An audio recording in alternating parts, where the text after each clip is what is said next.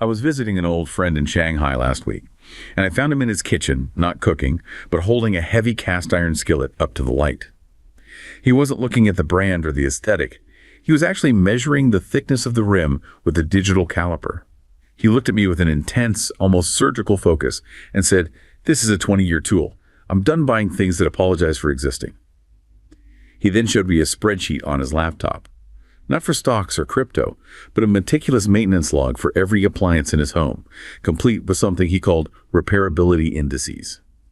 It felt less like a domestic apartment and more like a hardened, self-sustaining outpost. When I asked him why he suddenly cared so much about the gauge of a hinge or the all-life cycle value of a toaster, he didn't talk about saving money. He talked about civilizational fitness. He used this phrase, warrior's minimalism, explaining that in a world of digital noise and hollow debt, the only thing that remains real is what you cannot break. But the real shift happened an hour later. A notification popped up on his phone from his building's resource cell. A neighbor 3 floors down needed a high-torque power drill. In exchange, they were offering a 2-hour block of childcare for the weekend. There was no money involved, no app-based gig economy middleman, and no polite small talk. It was a cold, efficient trade of utility and social granularity. It felt less like a neighborly favor and more like a tactical defense maneuver. Watching him log that trade, I realized I was witnessing the death of the consumerist illusion. This wasn't just about being frugal. It was a systematic definancialization of his entire life. By 2026, the question for millions of people has stopped being, what can I afford to buy, and has become what is physically durable enough to survive the collapse of the narrative. This quiet material reckoning is a radical reconstruction of the social fabric and might be the only thing keeping the gears of civilization turning. Okay, let's unpack this. That whole interaction, watching my friend measure a skillet and then, trade a tool for childcare, it perfectly captures what we're talking about today. It really does. It's these 3 pillars of this quiet, radical shift we're calling the material reckoning. Yeah.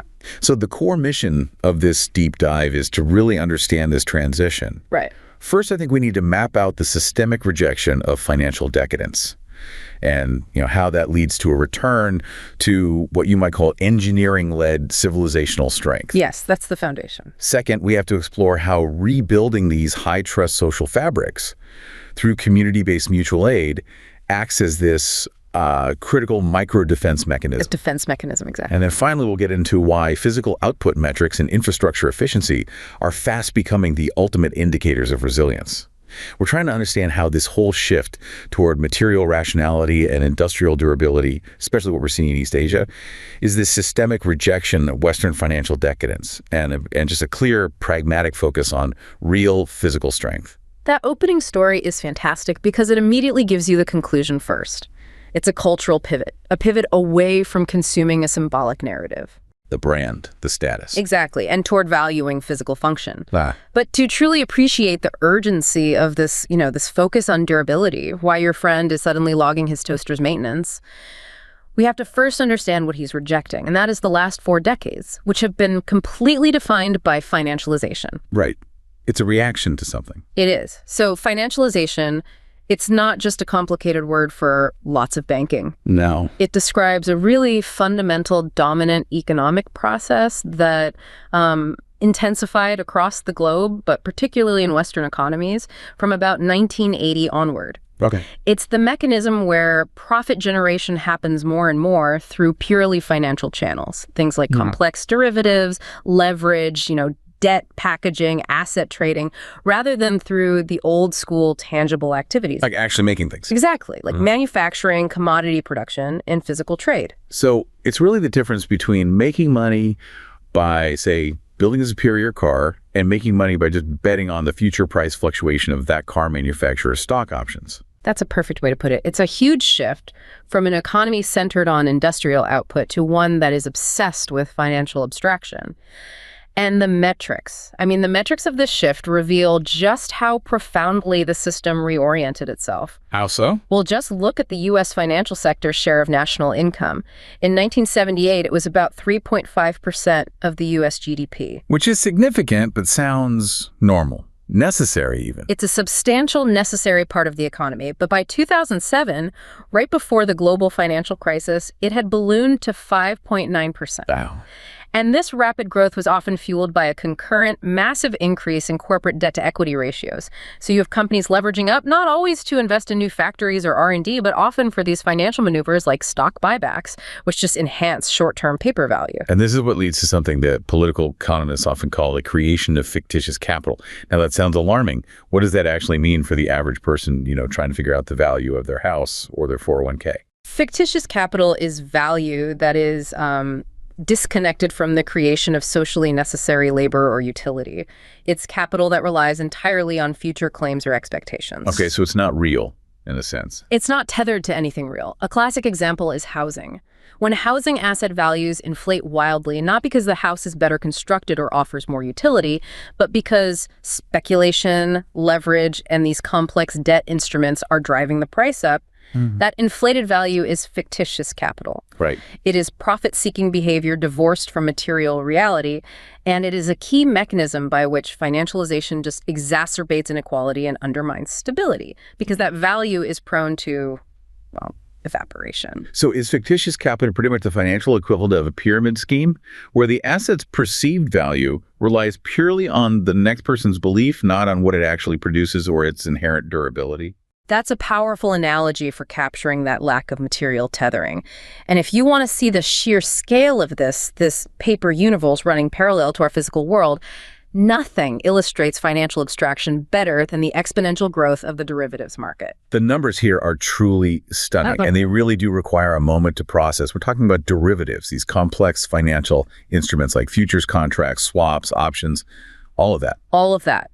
By 2006, the nominal value of these derivative contracts being traded globally hit an astronomical $1.2 quadrillion per year. 1.2 quadrillion. That's $1,200 trillion. Now, let me put that into context for you. The entire gross domestic product of the United States that same year was only about $12.456 trillion. Wait, hold on. 12 trillion versus 1,200 trillion. Correct. The sheer scale of these contracts, a market 100 times larger than the annual economic output of the largest economy on Earth, it just massively dwarfed the real economy. It created a shadow system where asset values and financial exposure were wildly divergent from reality. So how does that even work? How can the paper value be so much larger? Well, the critical distinction is that the nominal value of a contract, say one based on a $100 million portfolio, it only costs a tiny fraction of that to trade, maybe 1% or less, because of leverage. Leverage. But if the underlying assets crash, the actual exposure and the systemic risk are still based on that original $100 million. It's a mechanism for multiplying risk and abstraction to a near incomprehensible degree. That is a number designed to terrify. The implication is that the real power resides entirely in this paper universe, where stability is purely a function of continued belief, not physical output. Exactly. And historically, we've seen this emphasis on abstraction mark the point of no return for great powers, haven't we? That's the chilling historical pattern. Commentators who specialize in civilizational analysis often point out a very clear trajectory of decline. Major economic powers, they cite Habsburg Spain, the Dutch trading empire, the British Empire, they all followed a similar evolution. They built their power on tangible foundations: agriculture, global commerce, industrial manufacturing. But eventually, they shifted their dominance away from those productive bases toward pure finance. They started seeking profits through rents, interest, and financial speculation. And this final stage, where the pursuit of financial abstraction eclipses the production of physical goods, has consistently marked the beginning of their systemic decline. And crucially, this shift wasn't some natural, invisible market force. It was actively accelerated by political choices, especially in the post-1970s. Oh, absolutely. The acceleration of the financial sector was directly fueled by deregulation. Before the 1970s, the U.S. operated under what some people jokingly called the era of boring banking. Right, because of Glass-Steagall. Largely thanks to measures like the Glass-Steagall Act, which separated the riskier investment banking from the stable, deposit-taking commercial banking. It was designed to prevent speculative behavior from endangering ordinary citizens' savings. But the repeal and the erosion of those regulations, that created a feedback loop. Precisely. Post-1970s, financial institutions successfully pushed for deregulation. This allowed for the normalization of speculative practices, creating complex private mortgage-backed securities, engaging in massive amounts of derivatives trading, and ultimately integrating investment and commercial banking. And Wall Street achieved this by acquiring immense political power. We're talking about a kind of political power that actually warps the system itself. Right. The mechanism of lobbying, campaign contributions, and what's known as the revolving door. The revolving door is absolutely key to understanding the political cost of financialization. It describes the practice where senior executives from the financial industry move directly into key government policy-making roles, Treasury, the Federal Reserve, the SEC, and then after their government service, they're rewarded with highly lucrative, high-ranking jobs back on Wall Street. It's an incredible conflict of interest. It creates an environment where regulators aren't just lenient toward the industry. They often see themselves as temporary custodians who will soon return to that industry. So it fundamentally changes who policies are written for. Instead of serving the public good, the policies are written to facilitate more financial complexity, more abstraction. And some political analysts argue that this mechanism generated an almost untouchable financial oligarchy, that it transformed representative democracy itself through the undue influence of this concentrated capital. The consequence for the average citizen was severe, and it manifested as significant harm to the real economy. Okay, let's nail down the hard evidence of that harm. Because while the financial sector was generating that $1.2 quadrillion in derivatives, what was happening to the worker who was, building physical things? The profit divergence is staggering. Between 1980 and 2005, financial sector profits grew 800%, adjusted for inflation. 800%. In comparison, the non-financial sector profits, the people who build cars, grow food, and make software, grew only 250% during that same period. So one sector is growing more than 3 times faster than the other. Yes. The financial sector functioned less like an engine facilitating trade and more like a predator, siphoning off massive amounts of capital for its own benefit. Which meant capital was being extracted from the productive economy. It was being misallocated. The studies are unambiguous on the consequences. Financialization adversely affected long-term economic growth. It significantly worsened income inequality by creating massive windfalls for financial elites, and it directly contributed to decades of wage stagnation for the middle class. The wealth created was abstracted, it benefited the few, while the foundation of the economy, the productive base, was starved of investment and stability. This is a perfect bridge point. Yeah. When you look at that systemic decay, you can completely understand why a profound counterattack is emerging, especially in East Asia. This is where we come back to my friend in his skillet and the story of Hiroshi. We are seeing a widespread systemic rejection of this debt-driven, asset-inflating Western financial decadence. It is a calculated move back toward tangible, verifiable strength. Right. I mentioned Hiroshi, a 30-year-old software architect in Tokyo. His story is just such a great example of this return to the real. He used to conform to the culture of status consumption, leasing a new high-status European sedan every 2 years. It was basically a financial product disguised as transportation. A classic example. But recently, he sold it. And he bought something entirely different. A rugged, modular electric utility vehicle that was designed specifically with open-source repairability. And that choice is just deeply symbolic. He wasn't looking for the cheapest option. He was looking for the most resilient one. Exactly. He spent his whole weekend in a communal garage, which is a crucial social element we'll get into later, upgrading the battery cells himself. Not because he couldn't afford a mechanic, but because he could do it. He views this as a form of warrior's minimalism. He explained that he's reclaiming his material sovereignty. Material sovereignty, I love that. His choice is strategic. He is selecting a machine that is engineered to outlast the entire debt cycle and consumption narrative of the next decade. Warrior's minimalism is such a compelling phrase because it strips away all the notions of, frugality or asceticism. It's not about self-denial. It is a strategic act of choosing maximum durability and function over transient status and brand narrative. This is the wholesale penetration of engineering rationality into personal consumer choice. Okay, let's break down what that engineering rationality looks like on a personal scale. My friend in Shanghai was measuring the thickness of a skillet's rim. Hiroshi was scrutinizing the modular design of his vehicle. What are the key metrics they are evaluating here? They're performing a meticulous scrutiny of construction quality. They're focusing on publicly available repairability indices, and they're making calculations based on what we call all life cycle value. All life cycle value. They're calculating the mathematical lifespan of a product against its cost and projected maintenance. So if something is designed to fail in 3 years, it's deemed a bad investment, regardless of the brand name or the initial purchase price. The true cost is the entire cycle of replacement and debt. So it's not just a rejection of financial products, it's a rejection of planned obsolescence, which is itself a core mechanism of financialized consumerism. Absolutely. This cultural mindset shift, this reverse deindustrialization, it moves the priority away from how a product makes you look or the ephemeral narrative it projects, and back toward its pure physical function and maximum longevity. It's also a powerful form of environmentalism because it reduces the waste stream. And on a civilizational level, you are arguing that this individual choice to reject the disposable culture actually strengthens the state itself. It does. By choosing goods built for longevity, the household systematically reduces its risk resistance coefficient. They are making themselves less dependent on fragile, globalized supply chains and the debt mechanics of transnational finance. This microscale choice is seen as the highest form of strategic patriotism because it systematically engages in entropy reduction at the material plane. It's building a more resilient system from the bottom up. It's a systematic rejection of what they view as Western civilizational decadence in favor of concrete physical strength and solvency. That concept of strength, physical strength, is the perfect segue. If individuals are demanding durability in their toasters and cars, then what does that look like when you scale it up to national infrastructure? Exactly. It's the same logic, just applied on a massive scale. This individual focus on engineering rationality, seen in a cast iron skillet, it translates immediately into a massive shift in how national strength is perceived.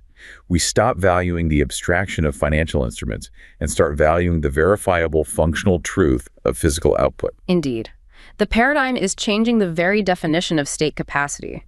We're moving away from admiring complexity in financial markets to demanding efficiency and durability in real-world assets. A great illustration of this is the focus on this engineer park in South Korea. He's deeply embedded in a national effort to build a decentralized power grid, but his attention is rooted not in the latest software updates or smart meter integration. It's in the physical conduits designed to protect the system. And Park views his work through the lens of strategic patriotism. His core belief is, well, it's blunt. He says, physical output is the only truth left. You can't eat a derivative, and you can't heat a home with a brand story. Wow. It's a profoundly sobering statement for a global economy that has prioritized the symbolic narrative over material reality for decades. So Park's focus is on reinforced concrete conduits designed to last a century, even in the event of extreme environmental stress. So the state's strength isn't measured by the performance of its stock market, but by its ability to reliably deliver the necessities of life. Exactly. The new paradigm measures success in tangible physical metrics. We are talking about verifiable counts. Total reliable calories produced per capita, liters of potable water moved and stored efficiently, and kilowatts of power delivered with minimal transmission loss and zero waste. This commitment to physical infrastructure efficiency, driven by rigorous engineering rationality, becomes the foundation of civilizational resilience. It is a commitment to ensuring the system can maintain its core, life-sustaining functions: food, water, power, shelter for generations, independent of volatile global markets. This shift takes us right into the realm of theoretical physics, which might seem like a huge leap, but I think it beautifully connects the durability of a bridge to the ultimate fate of a civilization.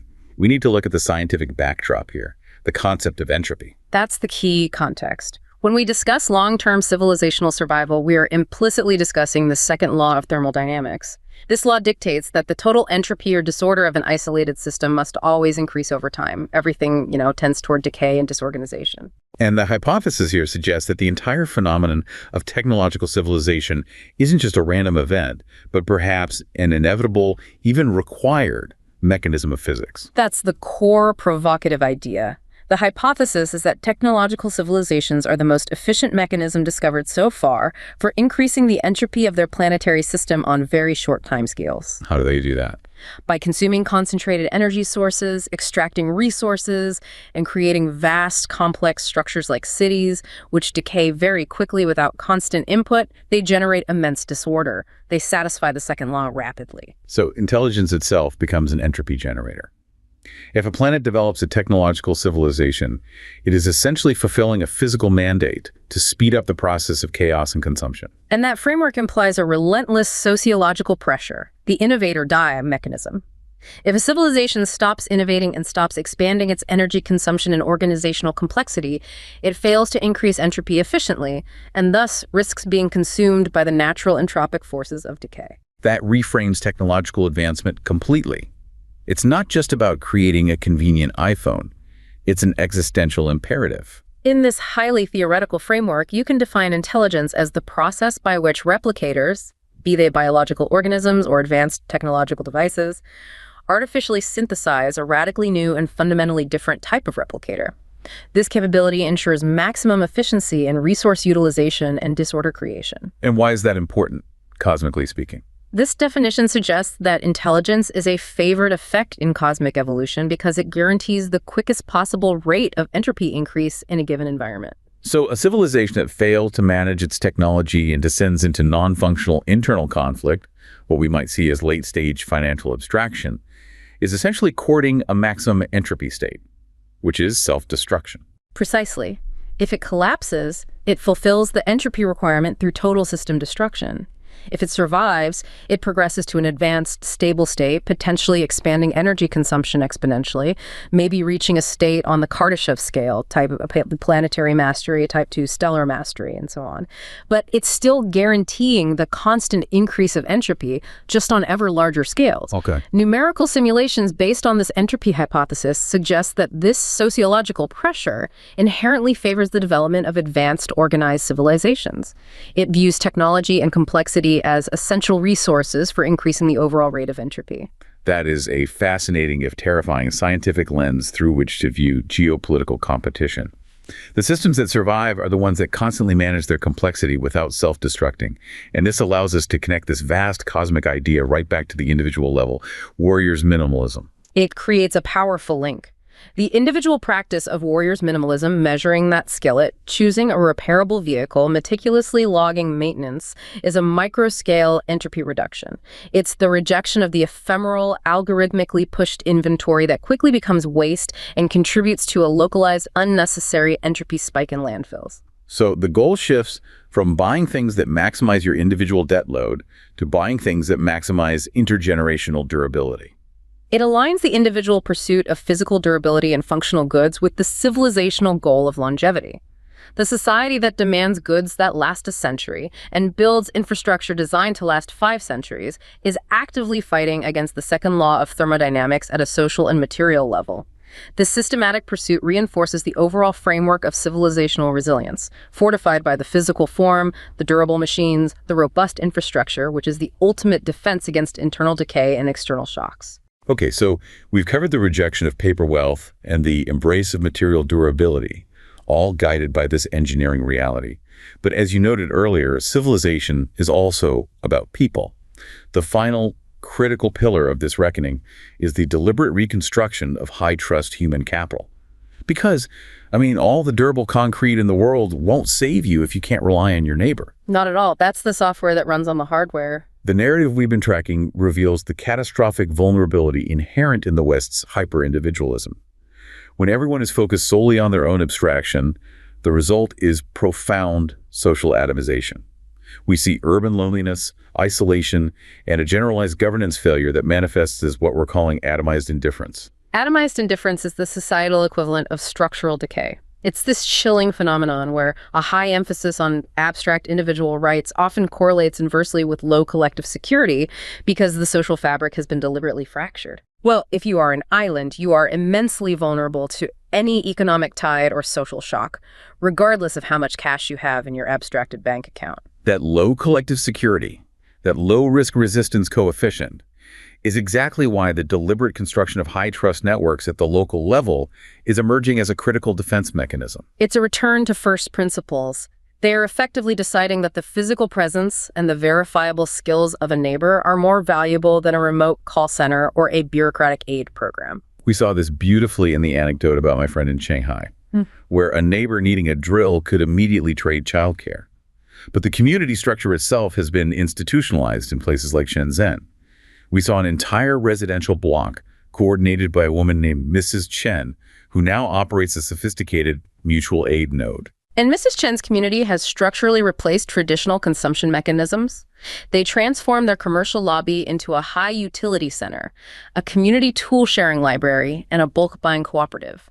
The trust is so high and the network so responsive that when a neighbor's water pipe burst at 2 a.m., the solution wasn't waiting 3 hours for an expensive outsourced contractor. It was an immediate response by a young engineer living 3 floors down, mobilized through their local closed app network.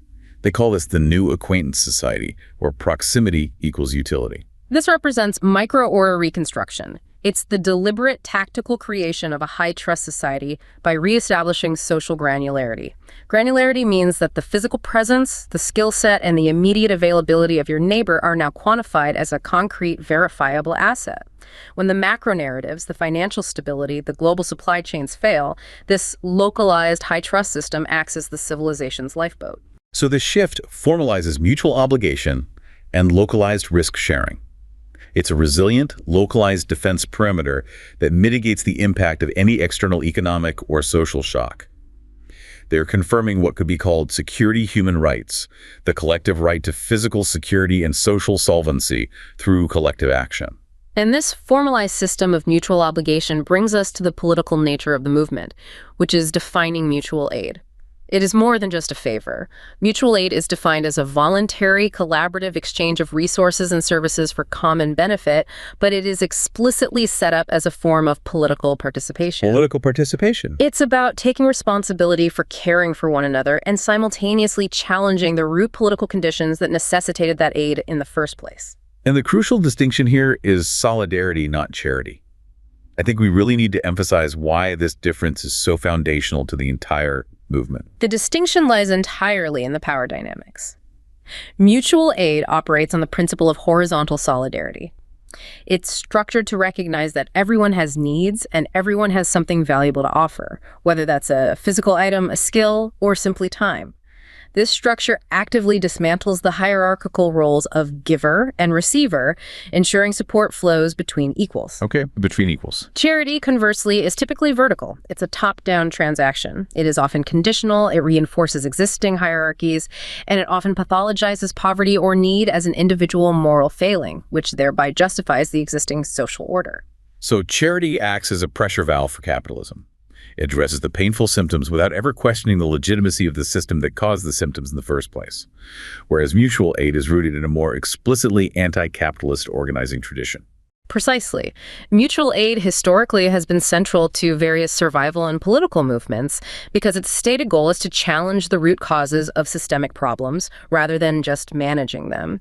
This approach reflects a conscious decision to reject the idea of waiting for saviors, the government, the market, or the wealthy donor, and instead take immediate, localized control of their own survival needs. However, studies of these modern networks found a significant friction point among the organizers: the difficulty in maintaining the ideal of mutuality versus adhering to the deeper political theory of mutualism. That is a vital nuance. The organizers were hyper-focused on mutuality, the idea that everyone should both give and receive to escape the stigma associated with the donor and receiver roles. Right. Even if the exchange wasn't physical goods, they encouraged the exchange of non-material resources, like sharing knowledge, providing advice, or offering emotional support. This is all about ensuring reciprocity in the exchange. But the immediate reality of people's lives often made that ideal of mutuality difficult to operationalize. We saw frequent reports of one-way aid patterns emerging, and this was largely due to pre-existing socioeconomic gaps. It's just not feasible to expect a frontline worker who is already facing immense care burdens and stress to consistently commit time to structured skill shares or reciprocal giving in the same way that someone with more time and resources could. So to try and enforce this ideal, some groups attempted very structured exchanges, bartering for services like graphic design help, detailed bike maintenance, or even de-escalation training for community conflicts. But this intense focus on mutuality, the transactional reciprocity, often overshadowed the deeper, radical political goals of mutualism. And mutualism is the anarchist principle, popularized by theorists like Kropotkin, that explicitly aims to subvert the capitalist and government structures entirely to achieve mutual liberation and a radically decentralized social order. For many of these modern networks, however, the immediate pragmatic need for survival took precedence over that radical political ideology. Okay, so if I'm hearing this correctly, mutuality is just making sure I swap my drill for your childcare, right? It's a transactional swap. But mutualism is the bigger political goal. It's saying We are doing this precisely because we don't want the bank, the market, or the landlord to have power over us in the first place. That is the perfect way to delineate the two. The majority of modern networks are described as pragmatic adaptations to the severe shortcomings of late capitalism. They're focusing intensely on immediate needs.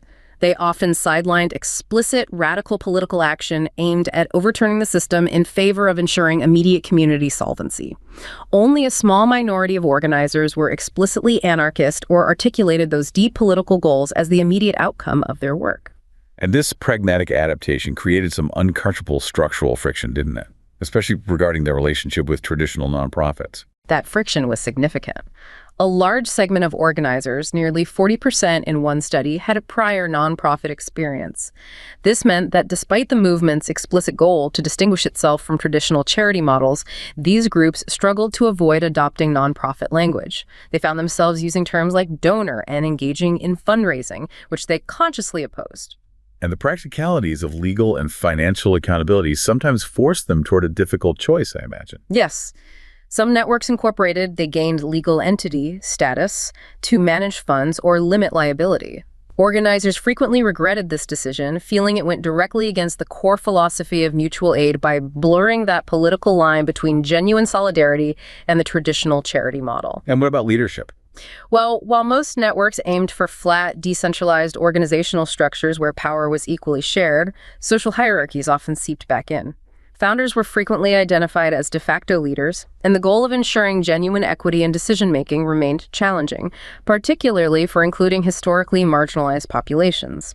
So even while striving for these transformative, non-hierarchical systems of support, this justice-oriented praxis structural barriers and just the overwhelming immediate needs often reproduce vulnerabilities or simply exhausted the organizers, sidelining the political mission. Right. Yet the core achievement remains. By constructing a resilient local social form, they built a powerful micro-defense against large-scale systemic failure. A micro-defense based on material reality and reciprocal human capital. So we've dissected the full cycle now. The systemic rejection of financial abstraction, the embrace of material durability, and the reconstruction of high-trust human capital. If we zoom out for the final analysis, what does this pattern tell us about the current state of global civilizational competition? In a civilizational context, the contrast becomes exceptionally stark. We can use the Entropy framework again. The West's contemporary institutional focus, often dominated by identity politics and non-physical disputes like culture wars, is interpreted by analysts as late-stage entropy increase. Yes, an excessive focus on internal, non-functional conflicts, which distracts attention and resources from maintaining the physical and social foundations of society. It is viewed as institutional decline, a form of civilizational burnout. Whereas the trends we've observed in East Asia, the relentless commitment to engineering rationality in everything from national infrastructure to household goods, combined with the successful emergence of community co-governance and mutual aid networks, that is seen as a systematic, proactive process of entropy reduction. Absolutely. It's a deliberate return to verifiable functional truths and a strong commitment to a modernized collectivism that prioritizes the stability of the physical and social system over abstract individual desires. This framework is fortified by two essential pillars of resilience that we've discussed. The physical form, which is the durable, century-long infrastructure and repairable goods, and the social form, which is the high-trust, high-granularity communities. And this collective focus isn't seen as oppression, but as the active confirmation of tangible rights. That is the critical cultural distinction. For these communities, collective action and investment in durable, shared assets are not infringements on some abstract notion of individual liberty. They are the active, collective confirmation of tangible rights, the right to physical security, the right to social solvency, and the collective right to survive economic volatility. The goal is to build a foundation so solid that it guarantees those rights.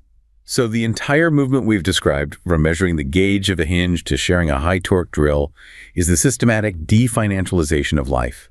It's the transition from consuming symbolic narrative brands, debt, ephemeral trends, to the sheer valuation of physical function, utility, durability, repairability. That is the ultimate measure of fitness. In this era of what some call stock competition, where civilizational contest is determined by the inherent strength and reserve stock of physical and social capital, the system that is fundamentally honest about the physical world is the one positioned to define the next epoch.